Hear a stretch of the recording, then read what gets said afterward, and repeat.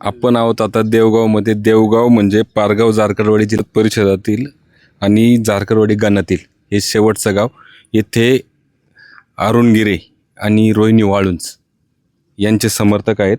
प्रचार करत होते, प्रचार करून थकलेले दिसत आहेत आणि इथं बसलेले दिसत आहेत. आपण त्यांच्याशी थोडा वार्तालाप करण्याचा प्रयत्न करूया. काय सांगताय, आता कसं चाललाय प्रचार तुमचा? घर टू घर जाऊन प्रत्येक मतदाराला समजून सांगायचं काम चालू आहे. कामानिशी कोणाचं काम किती काय, योग्य कामगार कामाचा माणूस बघून मतदान करा. प्रतिसाद कसा मिळतोय? प्रतिसाद चांगला योग्यच मिळतोय. अडचणी काय येतात प्रचार? अडचणी काय नाही, हेच आता फक्त मतदारांना व्यवस्थित चिन्ह वगैरे समजून सांगावं लागतात जरा. बाकी दुसरं काय अडचण नाही. प्रत्येक उमेदवाराचं बघ काय आणि त्याच्यामुळे मग थोडीशी जमलिंग होती. जमलिंग काय होती? जमलिंग का तर हेच मशालीचे चिन्ह, परत नंतर मशालीला पॅरलेल त्यांनी मेणबत्तीचे चिन्ह घेऊन दुसरी वाळून म्हणून उभी केलेली आहे. त्यामुळे थोडासा होतं जमलिंग. मतदाराला थोडं समजून सांगावं लागतं. एकच सेकंड. अरुण गोविंद. हा, या जारकरवाडी गणात एक 3 नंबर आहे यांचा. रोहिणी दिलीप वाळुंज मशालीच्या चिन्हावर आहेत आणि रोहिणी प्रशांत वाळुंज ह्या अपक्ष आहेत, ज्या मेणबत्तीच्या चिन्हावर दिसत आहेत.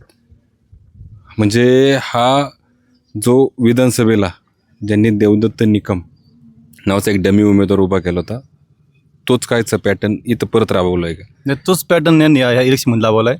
कारण त्यांना आहे ना, सरळ सरळ त्यांची हार त्यांना दिसते का आपण मतदान कुठेतरी काटा येणार आहे, आपला पराभव होणार आहे. त्याच्यामुळे यांनी बरोबर डमी उमेदवार शोधून जवळपास चिन्हही सारखंच पहा. परंतु आम्ही सर्व या अरुणराव गिरे आणि रोहिणीताई वाळुंज यांचे सर्व आमचे कार्यकर्ते आहेत. प्रत्येक घरोघर जाऊन मशालीचं निशाण हे आम्ही पोचवणार आहोत. आणि आता सोशल मीडिया फास्ट आहे, तो सर्वांपर्यंत मशाल पोचलीची. परंतु सर्व मतदारांना मी पुन्हा या ठिकाणी सांगेन की कायचा फटका विधानसभेला बसलाच होता ना. ते डमी जे उमेदवार आहेत त्यांना जवळ 3000 मते मिळाली होती. मग तो आणि हे 1500 मतांनी देवदत्त निकम यांना पराभव पाहावा लागला होता. नाही आहेत, मग तो रडीचा डाव खेळला यांनी ना. हा पुन्हा एक कुठेतरी रडीचा डाव होतो. हो, तेच चालले परत. काय सांगाल? मशीन घेऊनच फिरताय तुम्ही? हो, मशाला आणि धनुष्यबाण काय मशालीची काय परिस्थिती? एकदम व्यवस्थित. फार कितीचं लीड भेटेल? 200 250 लीड. आता इथून पुढे कसा प्रचार असणार तुमचा? असाच आज हिंडतोय असाच. काय सांगते? जिल्हा परिषद उमेदवार निवडला तर हा निवडायचं काम जनतेने ठरवलेलं आहे. आणि जनतेच्या मनातूनही का अरुणभाऊ ज्या दिवशी बिबट्याचं आंदोलन झालं तर सकाळपासून रात्रभर निकम साहेबांच्या खांद्याला खांदा देऊन रस्त्यावर उतरले होते. आणि त्याच दिवशी हे निकम साहेबांनी नाही उमेदवार निवडली, तर हे जनतेने निवडलेले उमेदवार आहे. आता फक्त त्यांचं धनुष्यबाणासमोरील बटन दाबणे बाकी. विजय हा अरुणभाऊंचा फिक्स आहे. हा विजय त्याच दिवसाला फिक्स झालेला आहे, फक्त बटन दाबणे बाकी आहे. आता ह्या भागात बिबट प्रश्न जास्त महत्त्वाचा ठरतो आता ह्या निवडणुकीच्या याच्यात, की बाकी काही विकास काम आहेत? विकास कामांचं बोलायचं झालं तर अरुणभाऊ या अगोदर 5 वर्ष त्यांची जिल्हा परिषद झालेली. तर त्यांच्या काळात आहे ना, सर्वात अगोदर जे माणसाला लागतं पाण्याचा प्रश्न त्यांनी अतिशय उत्तम प्रकारे आमच्या इथे हँडल केला. जी 30 ते 40 वर्ष बारो बंद होती, तिचं काम त्यांनी केलं. स्वतः काम त्यांनीच घेतलं होतं आणि त्यांच्याच काळात झालेली.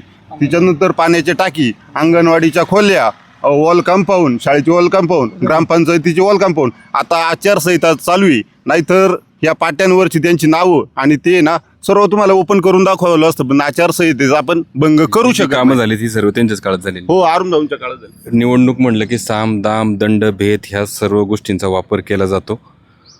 जी लढत आपण विधानसभेला पाहायला भेटली होती आपल्याला, देवदत्त निकम फक्त 1523 एवढ्या कमी मतांनी पराभूत झाली होती. आणि त्यावेळी त्यांच्या विरुद्ध एक डमी उमेदवार उभा केला होता, जो आज गायत आंबेगाव तालुक्याने पाहिलेला नाही.